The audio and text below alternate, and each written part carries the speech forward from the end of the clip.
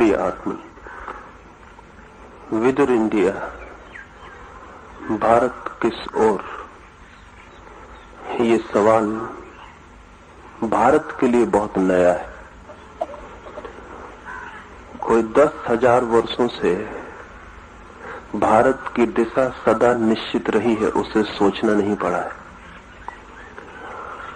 10,000 सालों से भारत एक अपरिवर्तित अनचेंजिंग सोसाइटी रहा है, जिसमें कोई परिवर्तन नहीं होता रहा। एक स्टेगनेंट ठहरा हुआ समाज रहा है, जैसे कोई तालाब होता है ठहरा हुआ चारों तरफ से बंद। तो हम तालाब से नहीं पूछते किस ओर, उसकी कोई गति नहीं होती। नदी से पूछते हैं किस ओर, उसकी गति होती है। भारत की जिंदगी और भारत का मनुष्य आज तक एक तालाब की भांति रहा है। उसके आसपास ये सवाल कभी नहीं उठा किस ओर। किस ओर का कोई सवाल न था, जाना ही नहीं था कहीं। जहां हम थे वहां हम थे। हम मनुष्यों की भांति नहीं जिए हैं 5,000 वर्षों में, वृक्षों की भांति जिए हैं, जमीन पर गड़े हुए, जिनमें कोई गति नहीं है। ऐसे मैं सुनता हूं कि कुछ वृक्ष भी थोड़ी सी गति करते हैं। कुछ वृक्ष शायद अफ्रीका के जंगलों में वर्ष में 5-7 फीट हट जाते हैं, लेकिन भारत उतना भी नहीं हटा है। हमने ना हटने की कसम खाई हुई थी और हम ना हटने को गौरवपूर्ण समझते थे। हमारा ख्याल था कि जो चीज जितनी पुरानी उतनी मूल्यवान, और परिवर्तन तो तब आता है जब नई चीज को हम पुरानी चीज से ज्यादा मूल्य दें। जब हम कहें कि जो नया है वो पुराने से श्रेष्ठतर हो सकता है, तो परिवर्तन शुरू होता है। जब हम ऐसा मानते हो कि पुराना नए से श्रेष्ठतर होता ही है, तो परिवर्तन का कोई सवाल नहीं उठता। भारत के मन में सदा से ही पुराने का आदर रहा है। भारत के मन में जितनी पुरानी चीज हो उतनी कीमती मालूम पड़ती है। तो भारत विकासमान एवोल्यूशनरी नहीं, बल्कि हिरासमान पतित हो रहा है। ये जो 10,000 साल की कहानी है, इसमें अगर किसी ने मनु से पूछा होता विदुर इंडिया, भारत किस ओर, तो वो कहता क्या पागलपन की बात कर रहे हैं। भारत जहां है वहां है, अडिग अपनी जगह खड़ा है, कहीं जाने का कोई सवाल नहीं। सब जाना गलत था। आज ये सवाल संगत है, रिलेवेंट है। हम पूछ सकते हैं भारत किस ओर। ये सवाल क्यों उठा है? ये सवाल 2 कारणों से उठा है। एक तो पहली बार हम जगत की संस्कृति के संपर्क में आए। पहली बार हम मनुष्य की विभिन्न संस्कृतियों और समाजों को देखे और पहचाने। तो पहली बार हमारा परिचय औरों से हुआ है, हमारा सिर्फ परिचय अपने से था। इस औरों से परिचय ने हमें संदिग्ध कर दिया है। अब हम ये नहीं कह सकते कि जो हमारे पास है वही श्रेष्ठ। अब हम ये भी नहीं कह सकते कि जो हमारे पास है वही सही है। दूसरों के पास भी बहुत कुछ है और 1000 चीजें हैं जो हमसे ज्यादा सही दूसरों के पास भी हैं। एक दूसरी बात, सारे जगत में एक मौलिक ज्ञान की क्रांति हो गई। उस क्रांति के परिणाम हमारे पास भी आने शुरू हुए। उसने भी ये सवाल उठा दिया है कि अब भारत किस ओर, क्योंकि पुरानी दिशा धूमिल हो गई है। पुराने रास्ते काफी चले जा चुके और अब बेमानी हो गए हैं, और नए रास्ते चुनने की हमारी हिम्मत नहीं है, क्योंकि 10,000 साल से हमने कभी नए रास्ते चुने नहीं। जो दूसरी बात मैं कहना चाहता हूं वो भी आपसे कह दूं, फिर बात समझ में आसान हो जाएगी। जीसस के मरने के बाद सारी दुनिया में 1800 वर्षों में जितना ज्ञान विकसित हुआ है, उतना ज्ञान पिछले 150 वर्षों में विकसित हुआ है। और जितना 150 वर्षों में विकसित हुआ है उतना पिछले 15 वर्षों में विकसित हुआ है, और जितना पिछले 15 वर्षों में विकसित हुआ है उतना पिछले 5 वर्षों में विकसित हुआ है। आदमी जिस ज्ञान को पैदा करने में 1800 साल लगाता था, अब हम 5 साल में उतना ज्ञान पैदा कर लेते, और ये गति रोज बढ़ती चली जाती है। इसके परिणाम बड़े अद्भुत हुए। इसका एक परिणाम तो ये हुआ है कि कोई भी चीज स्थिर नहीं हो पाती। अगर एक ज्ञान 1800 साल तक सच हो तो समाज स्थिर हो जाता है, ठहर जाता है। लेकिन अगर ज्ञान हर 5 वर्ष में बदल जाता हो और नए ज्ञान का एक्सप्लोजन हो जाता हो तो समाज कभी स्थिर नहीं हो पाता। इसके पहले कि आप ठहरे, आप पाते हैं वो जमीन हट गई नीचे से जिस पे आपने भवन बनाया था। इसके पहले कि आप निश्चित होकर बस जाएं, वो रास्ते गलत हो जाते हैं जिन रास्तों पे आपने बसने की इच्छा की थी। इसलिए पुराना समाज अगर कभी बदलता भी था तो बदलाहट का क्रम इतना धीमा था कि एक छोटी सी बदलाहट लाने में 20 पीढ़ियां गुजर जाती थी, इसलिए बदलाहट का कभी पता नहीं चलता था। एक वैज्ञानिक के संबंध में मैंने सुना है कि वो बदलाहट के संबंध में कुछ प्रयोग कर रहा था। उसने एक मेंढक को एक उबलते हुए गर्म पानी में डाल दिया, वो मेंढक छलांग लगा के बाहर हो गया। उबलता हुआ पानी था, जान का खतरा था। फिर उसने उसी मेंढक को साधारण ठंडे पानी में रखा और बहुत धीरे धीरे पानी को गर्म करना शुरू किया। थोड़ा पानी गर्म हुआ, उतनी गर्मी मेंढक को छलांग लगाने के लिए काफी नहीं थी, वो उतनी गर्मी के लिए राजी हो गया, एडजस्ट हो गया। फिर और थोड़ा गर्म किया, फिर और थोड़ा गर्म किया। 24 घंटे के लंबे फासले में पानी उबलने के बिंदु पर आ गया। मेंढक अब भी भीतर था, उसने छलांग नहीं लगाई, वो उबला और मर गया। क्या हुआ? ये मेंढक 24 घंटे में राजी हो गया। ये मेंढक एकदम से गर्म पानी में डाला गया तो छलांग लगा के बाहर निकल गया।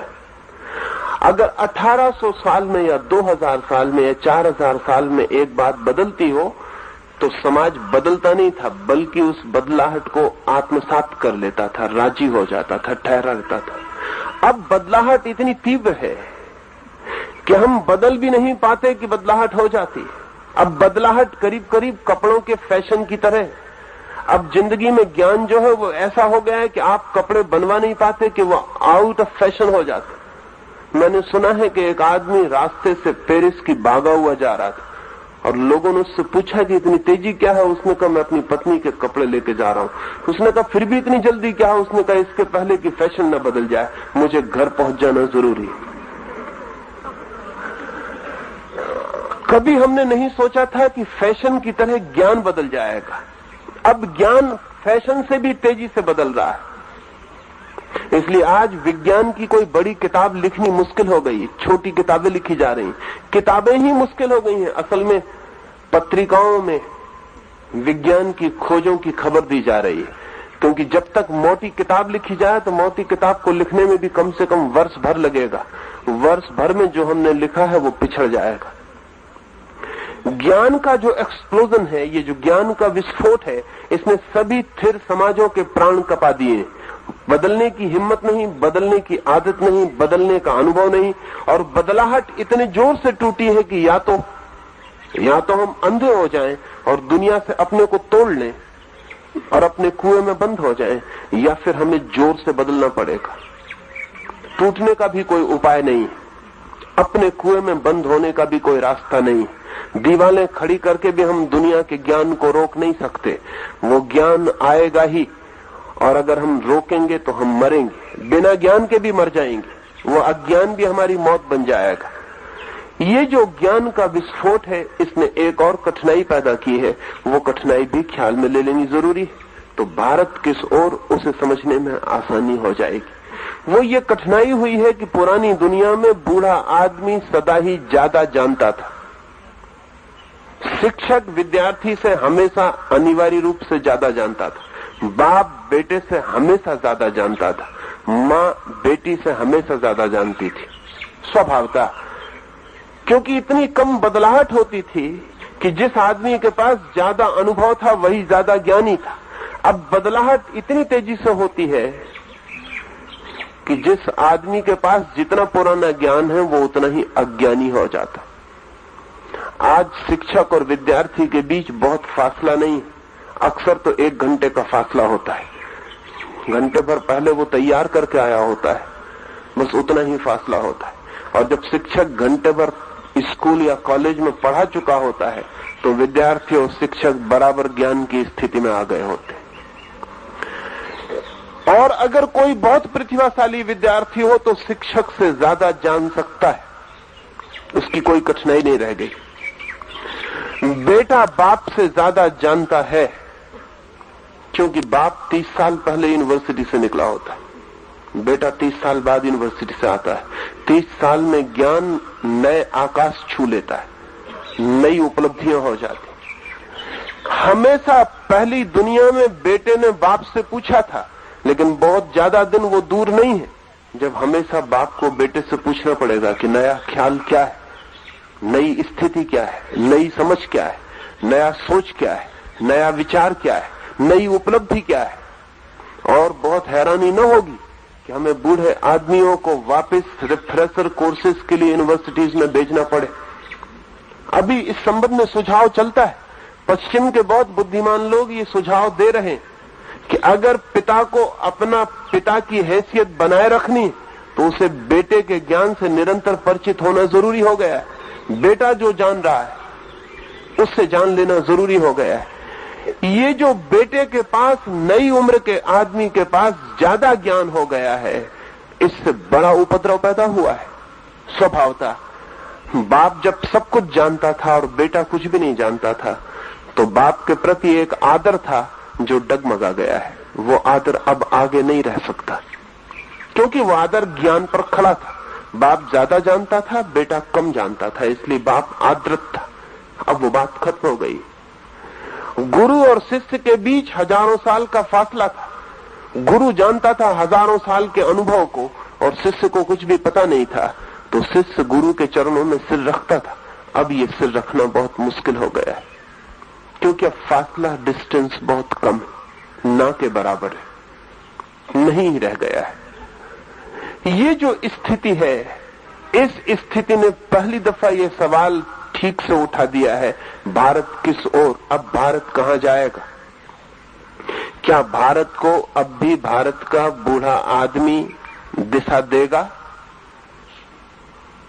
अगर देगा तो भारत कहीं भी नहीं जाएगा, वो जहां था वहीं रहेगा।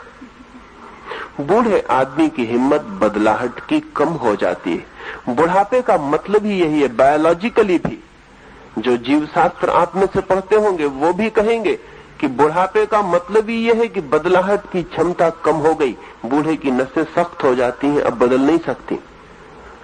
बच्चा बदल सकता है, लोचपूर्ण है, फ्लेक्सिबल। अगर बूढ़े भारत को दिशा देंगे तो वे दिशा नहीं देंगे। भारत जैसा सरोवर था, तालाब, वे उसे वैसा ही बनाए रखना चाहेंगे। लेकिन अगर बच्चे भारत को दिशा देंगे तो भी कम खतरा नहीं, क्योंकि बूढ़े दिशा देंगे तो तालाब सड़ जाएगा, बंद रह जाएगा, हम दुनिया के साथ गति न कर सकेंगे। और अगर बच्चों ने दिशा दी तो सिर्फ अनार्की पैदा होगी, अराजकता पैदा होगी, 1000 दिशाएं हो जाएंगी, नदी नहीं बनेगी, 1000 छोटी छोटी धाराएं टूट जाएंगी, समाज बिखर जाएगा, व्यवस्था खंडित हो जाएगी और एक अराजकता, एक अनार्की पैदा हो जाएगी। अगर हम बूढ़े से दिशा मांगे तो डेडनेस परिणाम में आएगी, मृत्यु, एक मुर्दा समाज। और अगर हम बच्चों से दिशा मांगे तो एक अनार्की पैदा होगी, एक अराजक समाज। ये दोनों ही विकल्प चुनने जैसे नहीं। अगर बूढ़े दिशा देंगे तो भारत के अतीत को ही वो भारत पर फिर से थोपना चाहेंगे, वो फिर राम राज्य ही लाना चाहेंगे।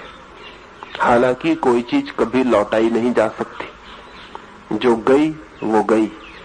इतिहास पुनरुक्त नहीं होता है, इस जगत में कुछ भी लौटता नहीं, जो गया वो गया, पुनरुक्ति नहीं होती। राम राज्य लौटाया नहीं जा सकता है, लेकिन अगर बूढ़े भारत के भविष्य की भी कल्पना करेंगे तो राम राज्य की भाषा में करेंगे।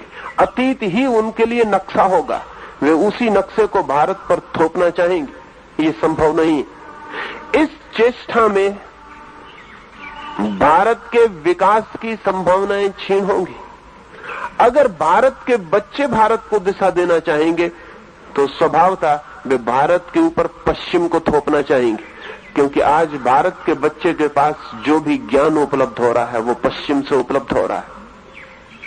और ध्यान रहे, जिस तरह अतीत को नहीं ओढ़ा जा सकता, उसी तरह किसी दूसरी संस्कृति और दूसरे समाज में पनपे हुए ख्यालों को भी हम कभी आत्मसात नहीं कर सकते। वे कभी हमारी आत्मा नहीं बन सकते।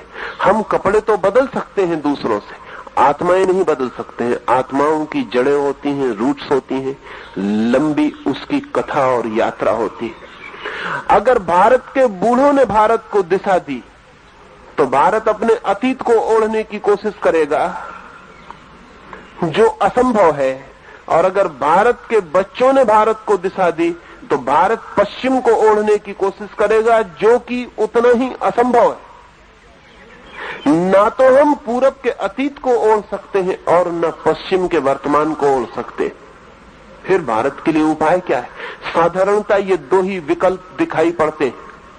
या तो 100% भारतीय रहो, 100% भारतीय। कोई होता नहीं दुनिया में, होगा तो मरा हुआ आदमी होगा। 100% भारतीय बनाना चाहेगा भारत का बूढ़ा मन, और या फिर 100% पाश्चात्य वेस्टर्न बनाना चाहेगा भारत का नया मन।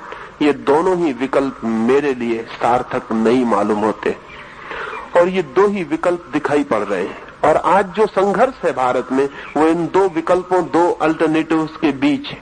बूढ़े खींच रहे पीछे की तरफ, जवान खींच रहे पश्चिम की तरफ, लेकिन आगे की तरफ इनमें से कोई भी ले जाने वाला नहीं। न तो पश्चिम की तरफ जाने से हम आगे जाएंगे और न पूरब के पीछे की तरफ जाने से हम आगे जाएंगे। आगे जाना बहुत और बात है, और उस और बात के लिए 2-3 सूत्र आपसे कहना चाहूंगा। पहली बात तो ये कहना चाहूंगा, बच्चों के पास ज्ञान कितना ही ज्यादा हो जाए, अनुभव ज्यादा नहीं हो पाता है। नॉलेज कितनी भी बच्चों के पास ज्यादा हो जाए, विजडम कभी भी ज्यादा नहीं हो पाती। सूचनाएं कितनी ही ज्यादा मिल जाएं, लेकिन जीवन की अनुभूति की गंभीरता उनके पास नहीं होती। अगर हम आज बुद्ध को फिर से पैदा कर पाए तो शायद मैट्रिक क्लास पास होना उन्हें बहुत मुश्किल पड़ेगा। लेकिन फिर भी आज जमीन पर आदमी खोजना मुश्किल होगा जो उतना ज्ञानी हो। सूचनाओं में हमारे बच्चे भी उनसे परीक्षा में आगे निकल जाएंगे, लेकिन अनुभव, विजडम, प्रज्ञा में हमारे बूढ़े भी उनके पीछे रह जाएंगे। ज्ञान के संबंध में विस्फोट हो गया है और बच्चों के पास ज्यादा ज्ञान बढ़ता जा रहा है, लेकिन अनुभव आज भी उम्र के साथ है। अनुभव आज भी वृद्ध के पास है। जीवन के अनंत अनंत अनुभव हैं जो सिर्फ स्कूल से नहीं मिलते, जीवन में जीने से ही मिलते। जो ज्ञान यूनिवर्सिटी में मिल जाता है उस मामले में बूढ़ा पीछे पड़ गया है, पढ़ता ही रहेगा अब आगे। लेकिन जो ज्ञान जीवन से मिलता है उस ज्ञान के संबंध में बूढ़े के पास अब भी अनुभूति है, और वो अनुभूति उपयोग में लाई जानी जरूरी है। कहीं ऐसा ना हो कि बूढ़े की इंफॉर्मेशन की कमी हमारे मन में उसके अनुभव की कमी बन जाए। अगर ऐसा हुआ तो खतरा होगा। इससे उल्टा भी ना हो कि सिर्फ ज्ञान का बढ़ती हुई मात्रा कहीं हमें अनुभव की प्रतीति न कराने लगे। बच्चों के पास बढ़ता हुआ ज्ञान, लेकिन ये ज्ञान ठीक वैसा ही है जैसा कंप्यूटर के पास होता है। ये बच्चों के दिमाग में डाली गई सूचनाएं हैं जिन्हें उन्होंने परीक्षाओं देके तय कर दिया है कि उन्हें मालूम, लेकिन इससे ज्ञान नहीं बढ़ता, केवल स्मृति ही बढ़ती, केवल याददाश्त ही बढ़ती, ज्ञान नहीं बढ़ता। ज्ञान जीवन के निरंतर के अनुभव से धीरे धीरे आता है। उसकी कोई परीक्षा नहीं होती, उसकी कोई क्लास नहीं होती, और उसके लिए कोई सर्टिफिकेट नहीं होता।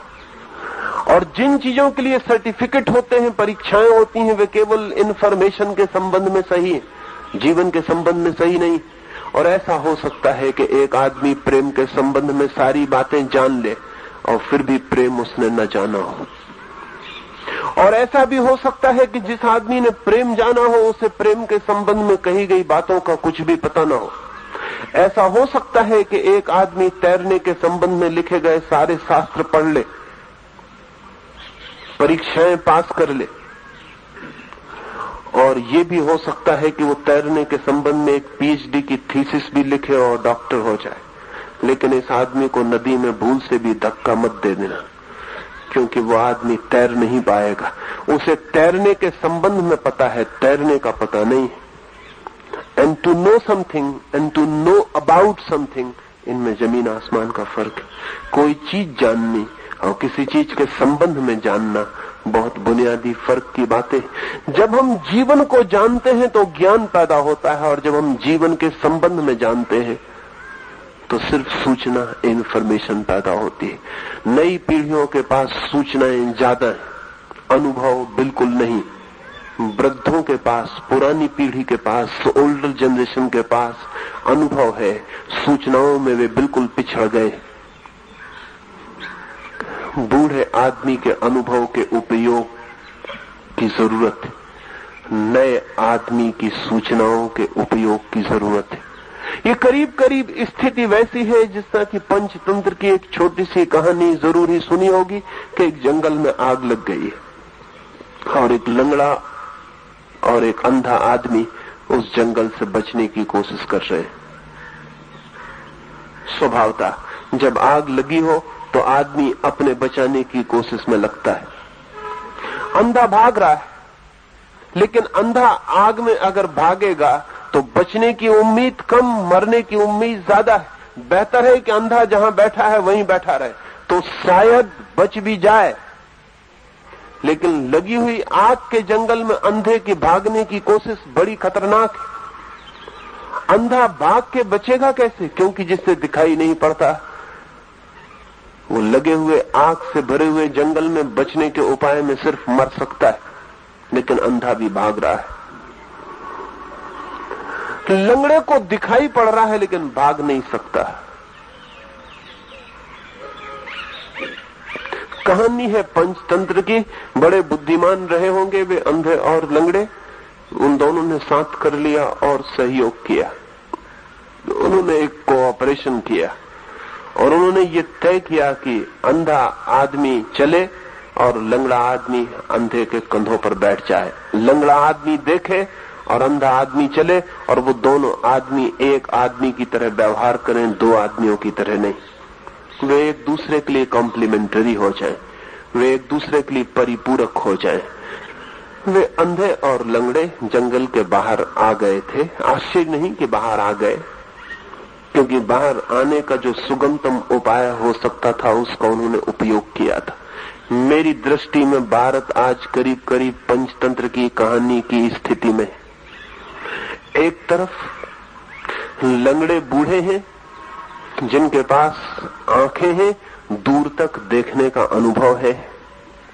दूसरी तरफ ताकत से भरे हुए जवान हैं जिनके पास दूर तक दौड़ने के लिए मजबूत पैर हैं, लेकिन अनुभव की आंखें नहीं है। ये लंगड़े नक्सलाइट हुए जा रहे हैं और ये बूढ़े मंदिरों में भजन कीर्तन कर रहे हैं। इन दोनों के बीच कोई कोऑपरेशन नहीं, इन दोनों के बीच कॉन्फ्लिक्ट, इन दोनों के बीच विरोध, इन दोनों के बीच संघर्ष, इन दोनों के बीच ऐसा संबंध है जैसा दुश्मनों के बीच होता है, मित्रों के बीच नहीं। भारत किस ओर, ये निर्णय रास्ते का कम और चलने वालों के बीच सहयोग का ज्यादा है। और अगर जवान और बूढ़े, नई और पुरानी पीढ़ी के बीच एक सहयोग हो सके तो बहुत कठिन नहीं है कि हम तय कर लें कि किस ओर।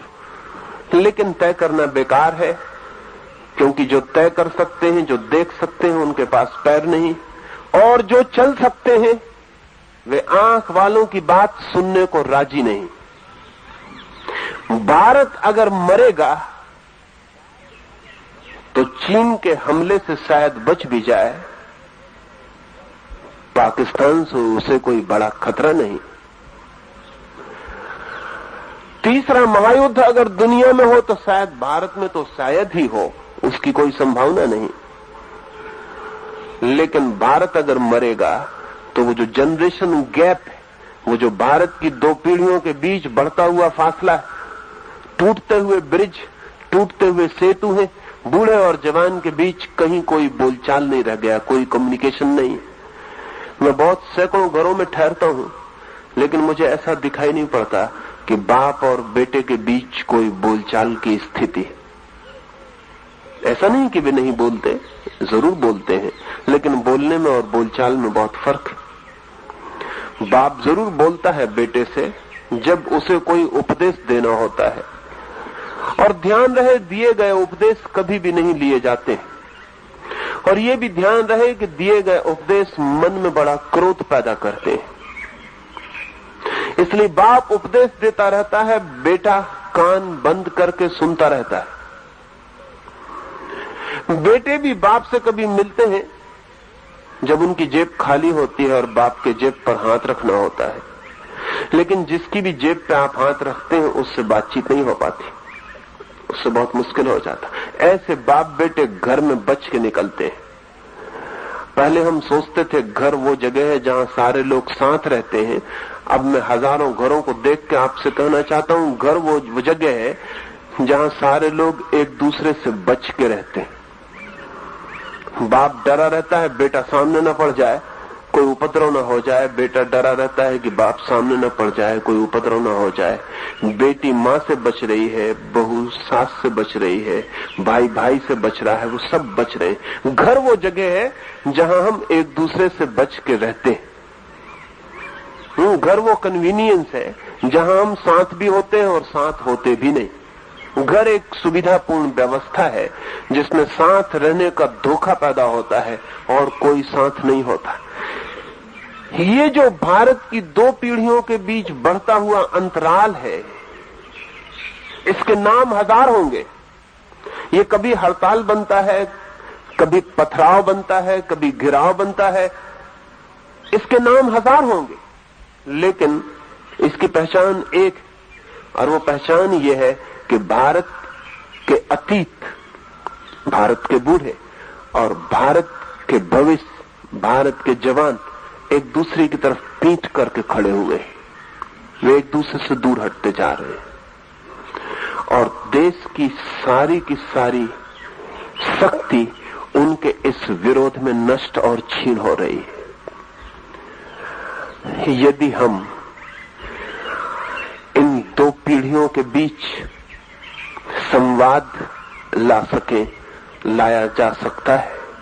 और मैं मानता हूं प्रत्येक शिक्षण संस्था को 2 पीढ़ियों के बीच संवाद लाने की कोशिश करनी चाहिए, जहां बाप बेटे, माँ और बेटियां आमने सामने बैठ के खुले दिल से हार्ट टू हार्ट हृदय की बात कर सकें और सीधी और साफ बात कर सकें।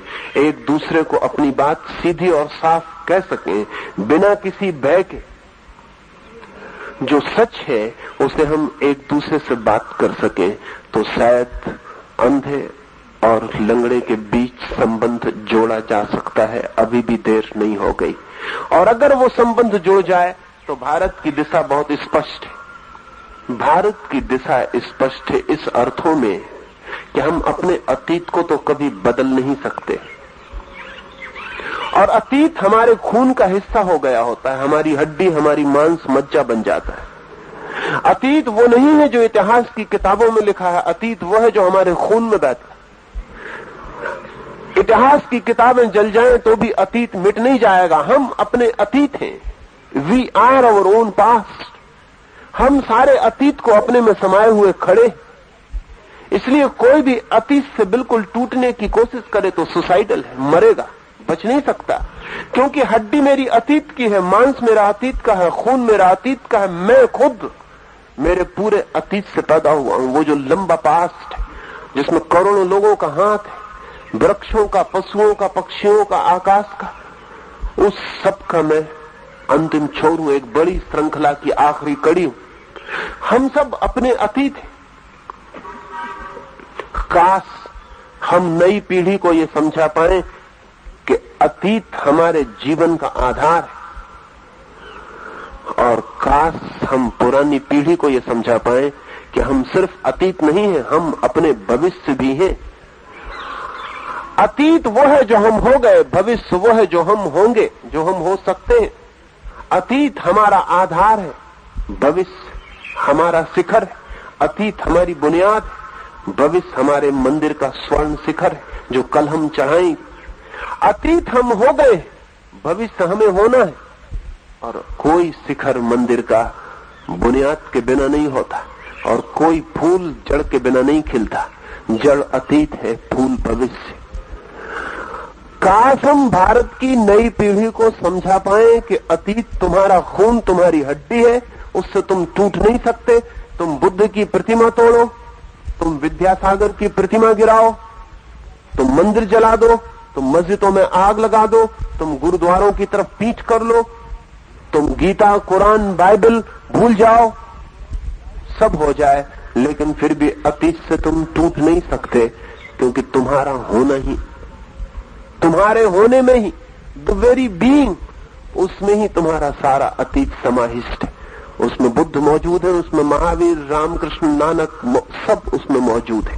सब किताबें मिट जाएं, सब अतीत खो जाए, तो भी हमारे खून के हिस्से, अतीत से हम मुक्त नहीं हो सकते। वो है, मैं अब कुछ भी उपाय करूं, अपने पिता से कैसे मुक्त हो सकता हूं?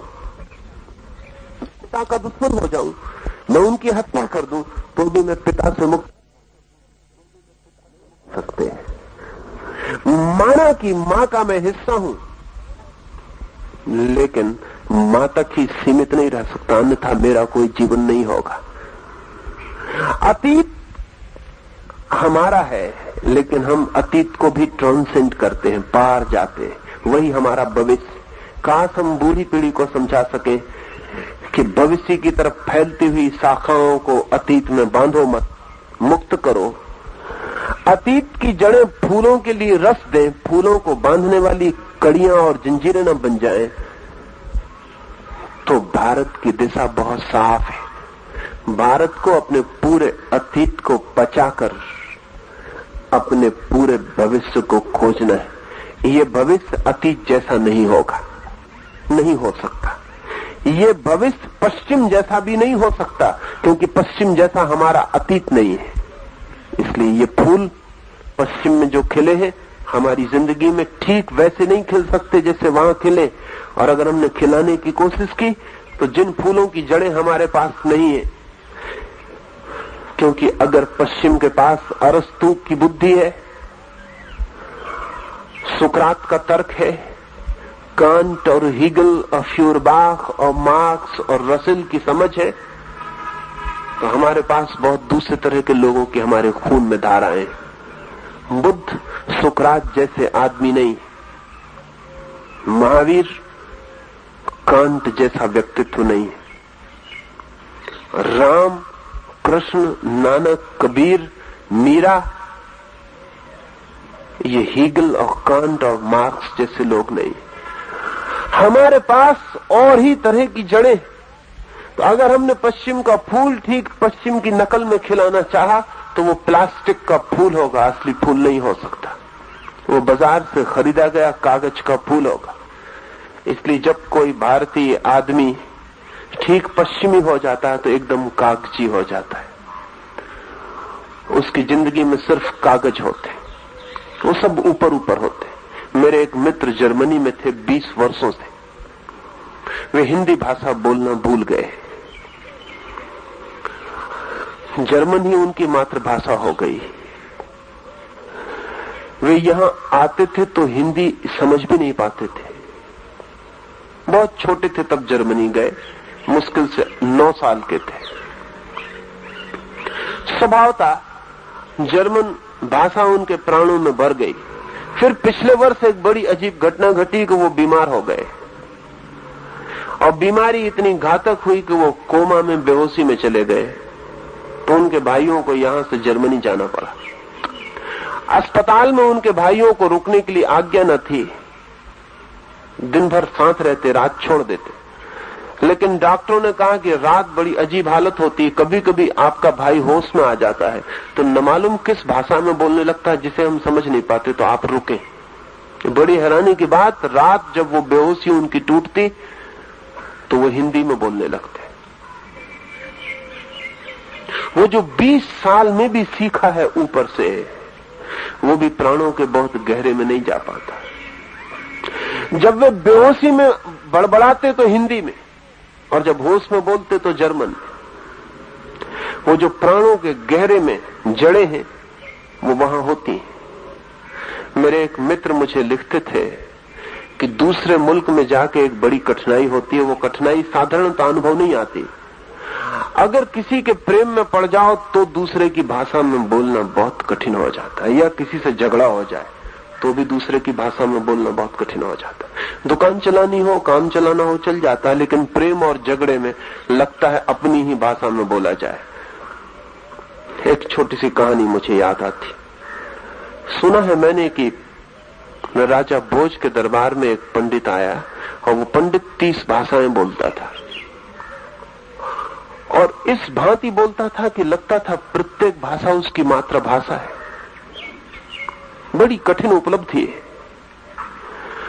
उसने चुनौती की राजा भोज के दरबारियों को कि तुम में से अगर कोई मेरी मातृभाषा पहचान ले तो मैं 1,00,000 स्वर्ण मुद्राएं बेट करूंगा, और अगर नहीं पहचान पाया प्रतियोगी तो उसे 2,00,000 स्वर्ण मुद्राएं मुझे देनी पड़ेंगी। राजा भोज के लिए बड़े अपमान की बात थी। भाषा बोलना तो दूर, उसकी भाषा पहचानने के लिए उसने ये चुनौती दी थी। भोज के दरबार के पंडित रोज हारने लगे।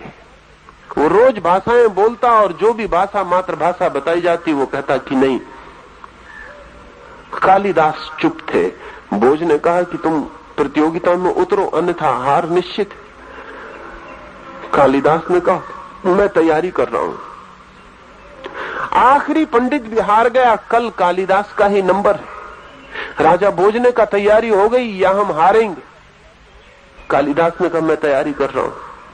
फिर वो पंडित बाहर निकला। सीढ़ियों पर खड़े हुए बात करते थे। कालिदास ने उस पंडित को जोर से धक्का दे दिया। महल की सीढ़ियां थी, वो 10-12 सीढ़ियां नीचे जाके गिरा और गुस्से में जो पहले शब्द बोला, कालिदास ने कहा माफ करना, यही तुम्हारी मातृभाषा है, इसके अलावा जानने का कोई उपाय न था। और धक्का देना अशिष्ट है, लेकिन हम सब उपाय करके देख चुके। तुम होश में तो जो भी बोल रहे हो उससे तुम्हारे गहराई का पता नहीं चल सकता, लेकिन बेहोशी में, और क्रोध का क्षण, बेहोशी का क्षण, वो टेम्पररी मैडनेस का क्षण, जबकि अस्थायी रूप से आदमी बेहोश हो जाता है, उस आदमी के मुंह से वो बात निकल गई जो उसकी मातृभाषा थी। मातृभाषा ही नहीं, मातृ संस्कृति भी, मातृभूमि भी, वो सब जो हमारी जड़ों में है, हमारे गहरे में बैठा होता है। इसलिए पश्चिम को अगर हमने थोपा तो हम ऊपर से कागजी या प्लास्टिक के फूल लगाए हुए दिखाई पड़ेंगे, उनसे हमारे प्राण मजबूत नहीं होंगे। लेकिन इसका ये मतलब नहीं है कि पश्चिम से सीखना नहीं, पश्चिम से बहुत कुछ सीखना है, लेकिन पश्चिम में भी जो हुआ है उसको हमारी ही भूमि में खिलाना होगा। हमारे अतीत में ही पश्चिम के बीजों को खिलाना होगा, और तब एक नया भविष्य भारत के लिए पैदा होगा, जिसमें न तो भारत 100% भारतीय हो सकता है और न भारत 100% पश्चिमी हो सकता है। भारत बिल्कुल एक नया ही सिंथेटिक, एक नई ही समन्वित संस्कृति होगा, जिसमें भारत का अतीत आधार बनेगा, पश्चिम की सारी खोजें निमित्त और सहयोग बनेंगी, और जो प्रकट होगा वो बिल्कुल नया होगा, वो क्रॉस ब्रीडिंग होगी। पुराने लोग समझते थे कि क्रॉस ब्रीड जो है बड़ी बुरी बात है। पुराने लोग समझते थे संकर होना बड़ी बुरी बात है, लेकिन आधुनिक विज्ञान कहेगा कि क्रॉस ब्रीड की बड़ी सामर्थ्य।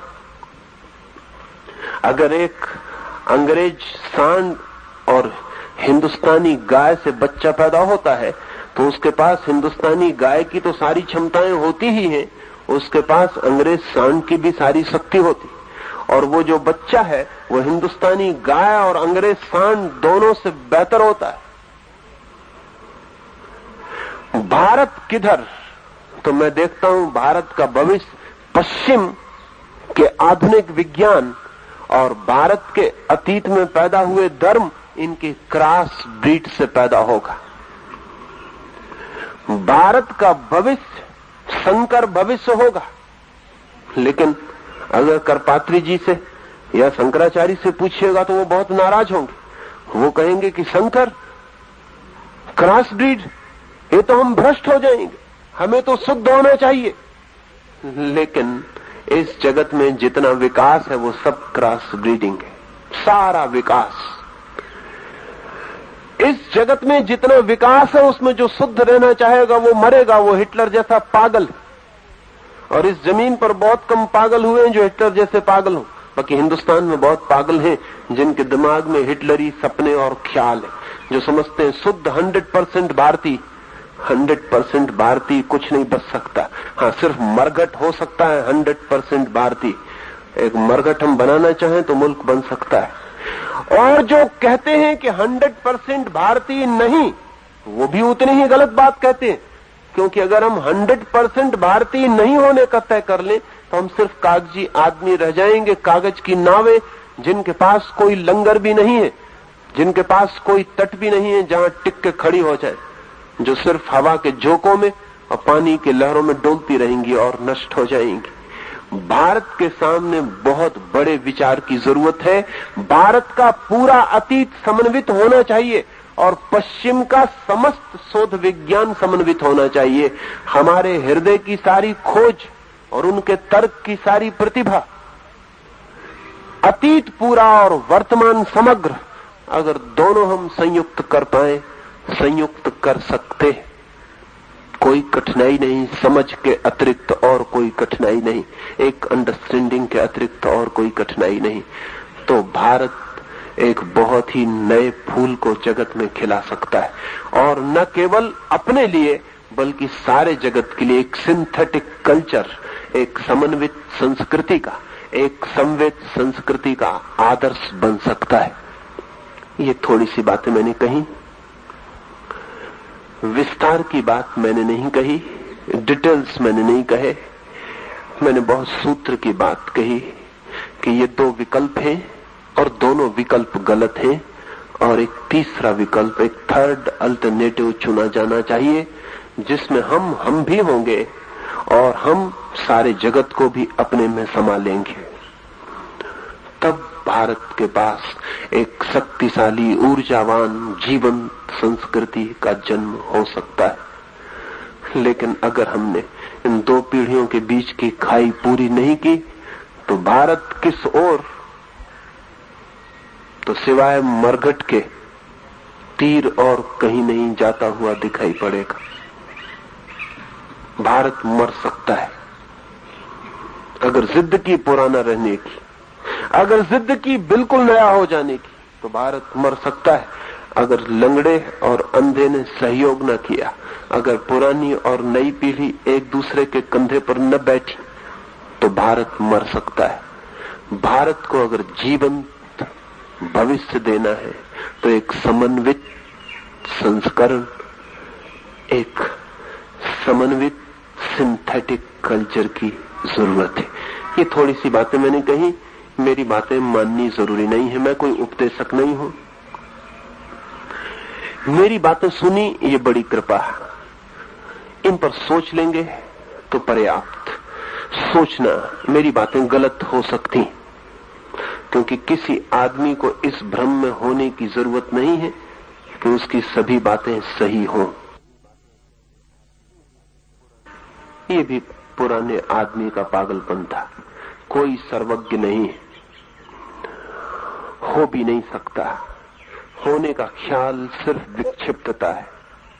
तो मैंने जो कहा जैसा मुझे दिखाई पड़ता है, लेकिन मुझे जो दिखाई पड़ता है हो सकता है आपको दिखाई ना भी पड़े। सिर्फ मेरे साथ देखने की कोशिश करना, हो सकता है उसमें से कुछ आपको भी दिखाई पड़े, और जो आपको भी दिखाई पड़ जाए वो सत्य आपके जीवन को रूपांतरित करने का कारण बन जाता है। और आप तो आने वाली पीढ़ी हैं। अगर इसमें से कुछ भी सत्य आपको दिखाई पड़ सके और भारत के अतीत को जमीन बनाकर, जगत के वर्तमान को बीज बनाकर अगर हम इस देश के भविष्य के फूल खिला सकें, तो ये देश बहुत दिन से दीन, दरिद्र, दुखी और पीड़ित है। इस देश में भी स्वर्ग का आगमन हो सकता है। मेरी बातों को इतने प्रेम और शांति से सुना, उससे बहुत अनुग्रहित हूं और अंत में सबके भीतर बैठे परमात्मा को प्रणाम करता हूं। मेरे प्रणाम स्वीकार करें।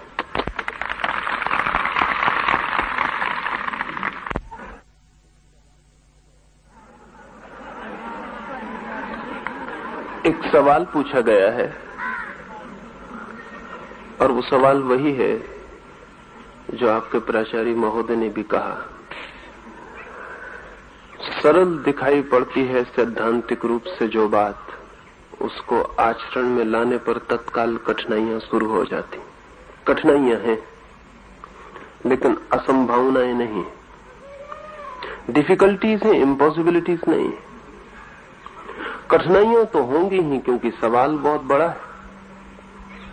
और अगर हम सोचते हो कि कोई ऐसा हल मिल जाएगा जिसमें कोई कठिनाई नहीं होगी, तो ऐसा हल कभी भी नहीं मिलेगा। कठिनाइयां हैं लेकिन कठिनाइयों से कोई सवाल हल होने से नहीं रुकता जब तक कि असंभावनाएं न खड़ी हो जाए। तो एक तो मैं ये कहना चाहता हूं कि कठिनाइयां निश्चित हैं, थोड़ी नहीं बहुत है, लेकिन हल की जा सकती हैं क्योंकि कठिनाइयां ही हैं और कठिनाइयां हल करने के लिए ही होती हैं।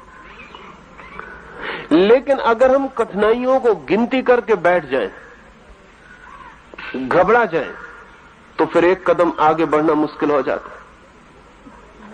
मैंने सुना है कि एक आदमी एक पहाड़ की यात्रा पर निकला था। उसके पास एक छोटी सी लालटेन थी और रात थी अंधेरी और लालटेन की रोशनी 2-3 कदम से ज्यादा नहीं पड़ती थी, तो वो घबरा के बैठ गया। पास से कोई दूसरा आदमी गुजरता था। उसने कहा तुम बैठ क्यों गए हो? उसने कहा कि मुझे चलना है कोई 1000 मील और लालटेन की रोशनी है बहुत थोड़ी, 2 कदम तक पड़ती। तो मैंने हिसाब लगाया, मैं गणित का जानकार हूं, तो मैंने हिसाब लगाया कि 10,000 मील दूर तक फैला हुआ अंधेरा है और जरा सी लालटेन है, 2 कदम तक रोशनी पड़ती है, इससे पार नहीं हुआ जा सकता, इसलिए मैं बैठ गया। तो उस दूसरे आदमी ने कहा कि माना मैंने कि तुम्हारा गणित ठीक है, लेकिन क्या तुम्हारे बैठ जाने से पार हो जाओगे? उसने कहा बैठ जाने से तो बिल्कुल ही पार नहीं होगा। तो उस दूसरे आदमी ने कहा कम से कम 2 कदम चलो जितनी रोशनी, और भरोसा रखो कि जिस दिए से 2 कदम तक रोशनी पड़ी, आगे 2 कदम चलने पर फिर 2 कदम तक रोशनी पड़ेगी। और तुम जितना चलोगे हमेशा 2 कदम आगे तक रोशनी दिखाई पड़ती रहेगी। और 10,000 मील इकट्ठा तो कोई भी नहीं चलता है, आदमी चलता है एक बार एक ही कदम। तो अगर हम कठिनाइयों को इकट्ठा कर लें और कैलकुलेट कर लें तो बहुत मुश्किल में पड़ जाएंगी। कठिनाइयां बहुत, लेकिन एक एक को हल करना शुरू करें तो वे हल हो सकती। यही सवाल भी पूछा है कि नई और पुरानी पीढ़ियों के फासले को कैसे दूर किया जाए।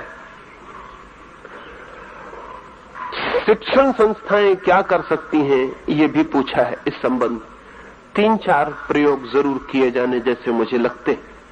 संक्षिप्त में ही कह सकूंगा क्योंकि वो बात फिर पूरी बड़ी हो जाएगी। एक तो दुनिया में जवान सदा थे, बूढ़े सदा थे, लेकिन नई पीढ़ी जैसी कोई चीज कभी न थी। उसका कारण था, ना तो बड़ी यूनिवर्सिटीज थी, ना बड़े कॉलेजेस थे जहां नए बच्चों को हम इकट्ठा कर दें।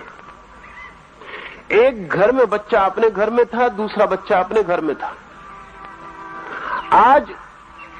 आज लाखों बच्चे एक जगह इकट्ठे हो गए, इसलिए सारी दुनिया में उपद्रव की जो जगह है वो यूनिवर्सिटी के कैंपस बन गए। चाहे फ्रांस हो और चाहे जापान हो और चाहे कलकत्ता हो और चाहे बनारस हो, इससे कोई फर्क नहीं पड़ता। सारी दुनिया में आज जहां नई और पुरानी पीढ़ी का फासला बहुत कस के दिखाई पड़ता है वो यूनिवर्सिटी कैंपस। नई पीढ़ी बड़े पैमाने पे इकट्ठी है एक जगह और पुरानी पीढ़ी बिखरी हुई है, वो इकट्ठी कहीं भी नहीं। पुराने दिनों में पुरानी पीढ़ी की संस्थाएं थी, मंदिर उनका था, पंचायत उनकी थी, गिरजा उनका था, नई पीढ़ी बिखरी हुई थी, पुरानी पीढ़ी इकट्ठी थी। आज बाप अकेला पड़ गया है और बेटे बहुत बड़ी संख्या में एक जगह इकट्ठे हो गए। इसलिए बाप की पीढ़ी के लिए कोई भी उपाय नहीं रह गया। तो एक तो मेरा मानना है कि हर शिक्षण संस्था को जिस तरह वो नई पीढ़ी को इकट्ठा करती है, इस तरह वर्ष में 15 दिन, महीने भर के लिए पुरानी पीढ़ी को भी नई पीढ़ी के साथ इकट्ठा करने के प्रयोग शुरू करने चाहिए। वो सेमिनार बड़े कीमत के सिद्ध हो सकते। पुरानी और नई पीढ़ी को कहीं निकट लाने की कोशिश करने के 1000 उपाय किए जा सकते, लेकिन कहीं उन्हें निकट लाने के हमें उपाय करने चाहिए। मैं मानता हूं शिक्षण संस्थाएं ठीक जगह हैं जहां ये संभव हो सकता है। और नई और पुरानी पीढ़ी अपनी सारी तकलीफों को एक दूसरे से कहे। अभी क्या है, पुरानी पीढ़ी नई पीढ़ी को गाली देती रहती घरों में बैठकर, नई पीढ़ी पुरानी पीढ़ी को ना समझ के उपेक्षा करती रहती। लेकिन दोनों की क्या ऑथेंटिक तकलीफें हैं, बाप की क्या मुसीबत और कठिनाई है, बेटे की क्या मुसीबत और कठिनाई है, इसको आमने सामने एनकाउंटर नहीं हो पाता। तो एक तो फासले को कम करने के लिए निकट बातचीत, आमने सामने बिठाया जाना जरूरी है। राउंड टेबल कॉन्फ्रेंसेस पुरानी और नई पीढ़ी के बीच यूनिवर्सिटी, कॉलेजेस, स्कूलों में आयोजित करनी चाहिए, जहां श्रेष्ठतम नई पीढ़ी का व्यक्तित्व भी सामने आए और पुरानी पीढ़ी का भी श्रेष्ठतम आदमी सामने आए, जहां हम अपनी तकलीफें ईमानदारी से कह सकें। और ऐसा नहीं है जैसा आपके प्रिंसिपल महोदय ने कहा, ये थोड़ी दूर तक सच है कि बूढ़े आदमी को राजी करना मुश्किल है, लेकिन सब बूढ़े ऐसे नहीं है। वो खुद भी वृद्ध है और मैं समझता हूं उनको राजी किया जा सकता है। सभी बूढ़े बूढ़े नहीं है। वृद्ध पीढ़ी के पास भी एक हिस्सा है जो उसमें सबसे ज्यादा बुद्धिमान हिस्सा है, वो सदा ही नई चीज के लिए राजी किया जा सकता है। नई पीढ़ी के पास भी सभी बच्चे नहीं, नई पीढ़ी के पास भी एक हिस्सा है जो उसका सबसे बुद्धिमान हिस्सा है, जिसे पुरानी पीढ़ी के निकट लाया जा सकता है। और ये जगत और ये समाज कोई लाखों लोगों से नहीं चलता, बहुत थोड़े से इंटेलिजेंसिया से चलता है। अगर पुरानी पीढ़ी की क्रीम और नई पीढ़ी की क्रीम निकट आ जाए तो हम फासले को कम कर सकते हैं। कोई हर आदमी को निकट लाने की जरूरत नहीं है, लेकिन क्रीम भी निकट नहीं आ पाती है, बल्कि क्रीम बिल्कुल निकट नहीं आ पाती। जो नई पीढ़ी में बुद्धिमान और तेजस्वी लड़का है वो बगावती हो जाता है, वो तोड़फोड़ में लग जाता है।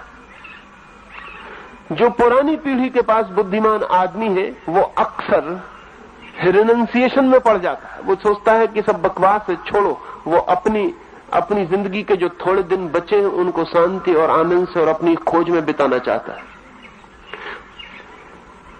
पुरानी पीढ़ी के बुद्धिमान को और नई पीढ़ी के बुद्धिमान को निकट लाया जा सकता है। बुद्धुओं को तो कहीं भी निकट नहीं लाया जा सकता, चाहे वो पुरानी पीढ़ी के हो और चाहे नई पीढ़ी के हो। उनको निकट लाने की जरूरत भी नहीं है, उनको निकट लाने का कोई प्रयोजन भी नहीं है। ये जगत बहुत थोड़े से लोगों से संचालित होता है। ये मुश्किल से 1% आदमी है, वही यहां व्यवस्था करवाता है, वही उपद्रव भी करवाता है। मुश्किल से 1% आदमी है जो जिंदगी को सुख भी देता है और दुख से भी भर देता है। ये सारे लोगों का प्रश्न नहीं है। सारी भीड़, वो जो मासेस है, वो तो आमतौर से भेड़ चाल होती है, वो तो भेड़ की तरह पीछे चलती रहती है। सिर्फ आगे की भेड़ को निकट लाने की जरूरत है, और ये बहुत बड़ा मसला नहीं है। यूनिवर्सिटी कैंपस, शिक्षण संस्थाएं इन्हें निकट ला सकते हैं। इन्हें करीब रहने का मौका भी मिलना चाहिए। बूढ़े और बच्चे साथ रह सकें, साथ खेल सकें, 15 दिन के लिए गपशप कर सकें, दोस्ती कर सकें। एक अमरीकी बूढ़ी औरत ने, 70 साल की बूढ़ी औरत, उसने एक छोटा सा प्रयोग किया है, वो मैं आपसे कहना चाहूं। उसने एक 4 साल के बच्चे से दोस्ती की और उस 4 साल के बच्चे के साथ दोस्त की तरह व्यवहार करने का 3 साल तक प्रयोग किया है। उसने अपने 3 साल के संस्मरण लिखे हैं, वो बड़े अद्भुत हैं। वो बच्चों को भी पढ़ाए जाने चाहिए और बूढ़ों को भी पढ़ाए जाने चाहिए। एक 70 साल की बूढ़ी औरत जब 4 या 5 साल के बच्चे से दोस्ती करती है तो उसे 5 साल के बच्चे को समझना शुरू करना पड़ता है। 5 साल का बच्चा 2 बजे रात उसको उठा लेता है और कहता है चांद बाहर बहुत अच्छा है, बाहर चले। दोस्त है, ये बूढ़ी उसकी मां नहीं है कि इंकार कर दे, दोस्त की बात माननी पड़ती है। वो बच्चा उसे 2 बजे रात बाहर रोशनी में ले गया है। वो बच्चा उसे तितलियां पकड़ने के लिए दौड़वाता है, वो दोस्त है, उसकी मां नहीं है। वो बच्चा उसे नदी में तैरने के लिए ले जाता है। वो बच्चा उसे पक्षियों के गीत भी सुनने के लिए आतुर करता है। वो उस बच्चे के साथ नाचती भी है, कंकड़ पत्थर भी बीनती है, जाके शंख सीपी भी बीनती। और 3 साल के अनुभव में उसने लिखा कि 3 साल उस बच्चे की दोस्ती ने उस बच्चे को क्या दिया वो मुझे पता नहीं, वो तो जब बच्चा लिखेगा अपने संस्मरण कभी तब पता चले, लेकिन मुझे जिंदगी दोबारा मिल गई। मैं फिर से जवान हो गई, मैं फिर से बच्चा हो गई। मैं अब फिर तितली में रंग देख पाती हूं और अब मैं फिर नदी के किनारे पड़े कंकड़ पत्थरों में हीरे मोती देख पाती हूं और अब मैं फिर रात झिंगुर की आवाज सुनने के लिए वृक्ष के पास रुक के बैठ पाती हूं। उस बूढ़ी औरत ने लिखा है कि उस बच्चे ने जितना मुझे दिया उतना 70 साल की जिंदगी ने मुझे नहीं दिया था। उसके साथ दोस्ती बड़ी कीमती सिद्ध हुई। ऐसा नहीं है कि बच्चे को सिद्ध न होगी, क्योंकि जब बूढ़ी को बच्चे से मिलेगा तो बच्चे को बूढ़ी से भी मिलने वाला है। हम पुरानी पीढ़ी और नई पीढ़ी के कम से कम बुद्धिमान वर्ग को निकट लाने का उपाय करें, उनकी समझ एक दूसरे के बाबत बढ़े, तो अंडरस्टैंडिंग जितनी बढ़े, अगर हम वृद्ध पीढ़ी की कठिनाई समझ सकें, उनकी कठिनाइयां हैं, उनकी कठिनाइयों का अंत नहीं है। ऐसा नहीं है कि वो सिर्फ जिद की वजह से अपनी पुरानी बातें बदलने को राजी नहीं है। अगर कोई ऐसा कहता है तो जरा जल्दी में कहता है, उनकी अपनी कठिनाइयां, और पुरानी बातों पर रुकने के उनके अपने कारण, उनके हजार अनुभव उन्हें कहते हैं कि जो बार बार परीक्षित किया गया है उसी से चलना उचित है।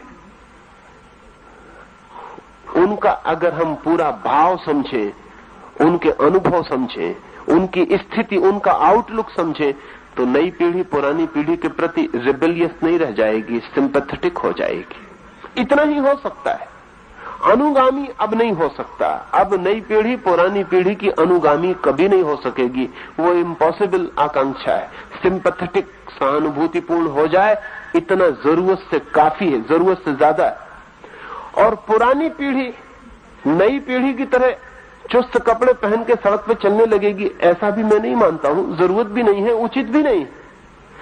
लेकिन पुरानी पीढ़ी नई पीढ़ी के भविष्य के प्रति रिजिड न रह जाए, सख्त न रह जाए, ढांचे को बुरी तरह थोपने के लिए आतुर न रह जाए, इतनी संवेदना भरा जाए तो काफी। और मैं नहीं मानता कि ये बहुत कठिन है।